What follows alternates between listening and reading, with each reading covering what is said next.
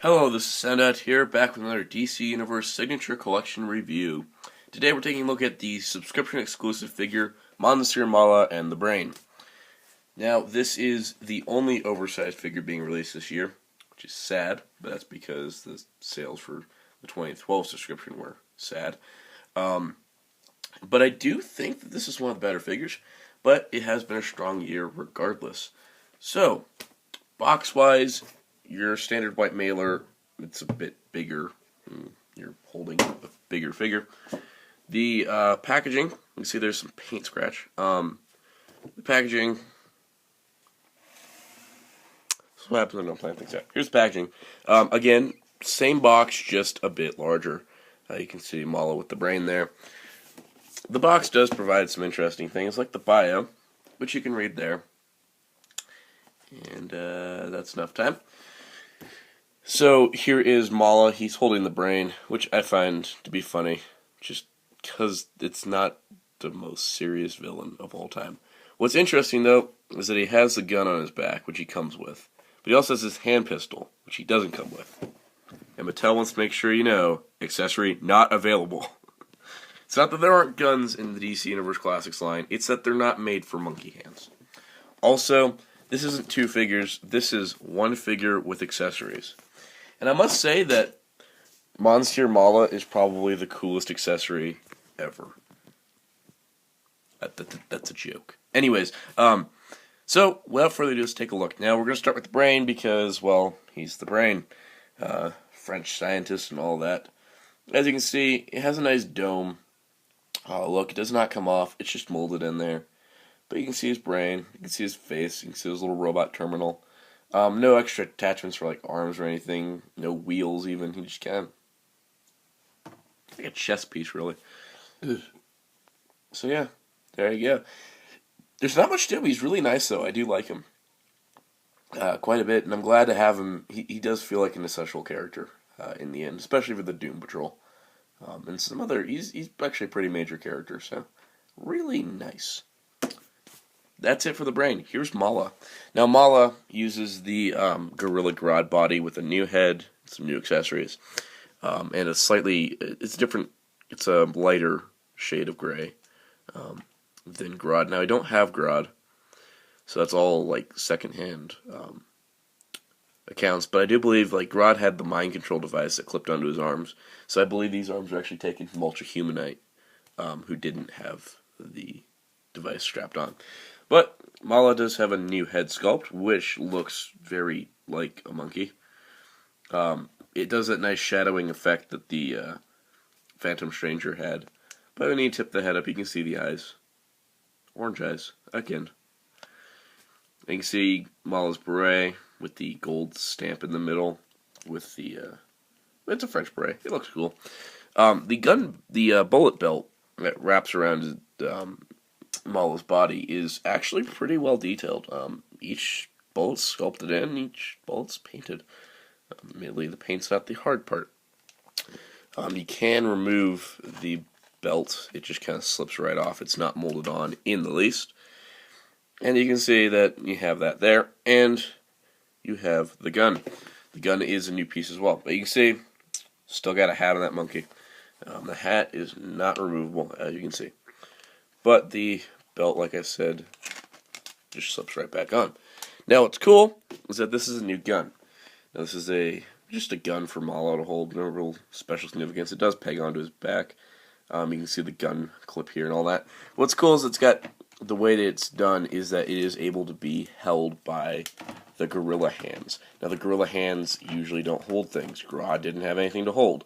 Ultra Humanite had a little device, like a mind control device that really wasn't really held very well. But they did manage to sculpt two fitting the gorilla arms instead of trying to have what am I trying to say? Instead of resculpting the hands, they sculpted the gun to the hands that they had already.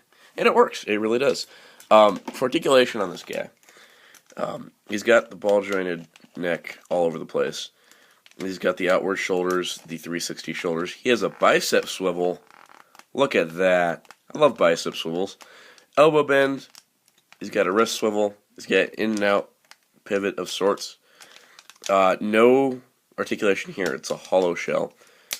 But you can see the leg rotates around and the leg or the foot pivots. I think that's about it. So yeah, really nice looking figure overall.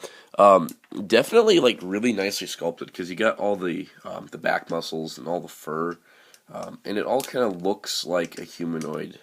It's a gorilla trying to be a man. It's kind of funny in that regard.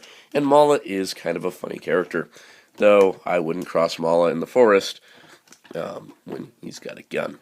Because gorillas with guns are scarier than talking gorillas that can wipe your memory. So, that's pretty much it. There's not much to these two.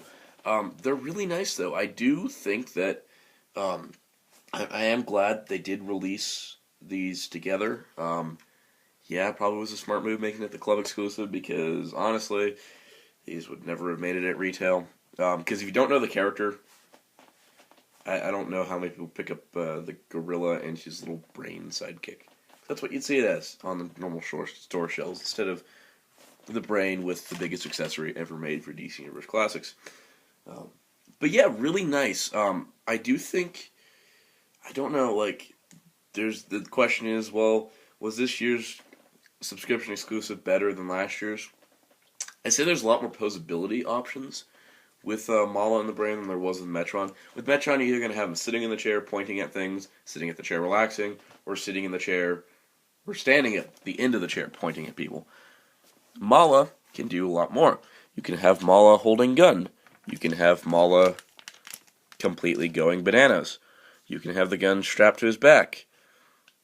You can have Mallah hold the brain, which is kind of funny because it actually works in a lot of ways because of the way they designed the brain.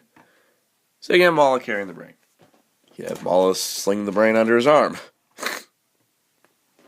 There's all kinds of posing options with this guy. So I say in terms of overall figure look and new parts, Metron wins. But overall, like playability and posability, Mallah wins. Especially with the fact that you have a ton of poses of Mallah toting around the brain, which is just amusing to me. So anyways, that's what I think. Now, can I recommend it to someone who did not get the subscription? Someone that's going to go on eBay and try to find one for a good price or sees one at a convention? I'd say it's worth a pickup. Now, I paid $30 for mine because it was a subscription rate. It goes probably for $50 or more, I think. I think it has gone up in price, being a subscription exclusive. So if you see it at a convention for, $50, $60, definitely worth it. It's really cool. I like this figure quite a bit, mostly because of how many goofy, oddball situations they can put the figure in. And that, I think, is what the most fun part about Mallah and the Brain is. Because they're Mallah and the brain. Yeah. And half the internet just hated me.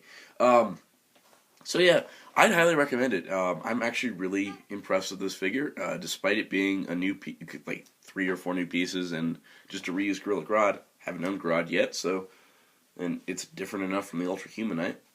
So I'm overall really impressed. I'd say it's definitely better than Larfleeze, which is sad to say, but a gorilla toting around a small robot with a brain in it is just hilarious in concept and execution. So, there you go. There is Monsieur Mallah and the Brain. Pick it up if you like the characters and can find a good price, but do not overpay. Do not pay like $150 for this guy. Because while he's cool, he's not worth $150. Actually, no single DC Universe Classics figure is worth $150. So eBay, stop trying to sell Dr. Fate for $200, because it's ridiculous. I want Dr. Fate. I don't want to spend $200 on it, because when I spend $200 on a single figure, it's either a figure art that I can't live without, or it's a 2-foot-tall Transformer. Oops, spoilers for the rest for some time in the future. Anyways, be sure to check out Hirotaku.com for toy reviews and more, and Tungsten Sound saying goodbye. And stay tuned for tomorrow, as we're going to have something new.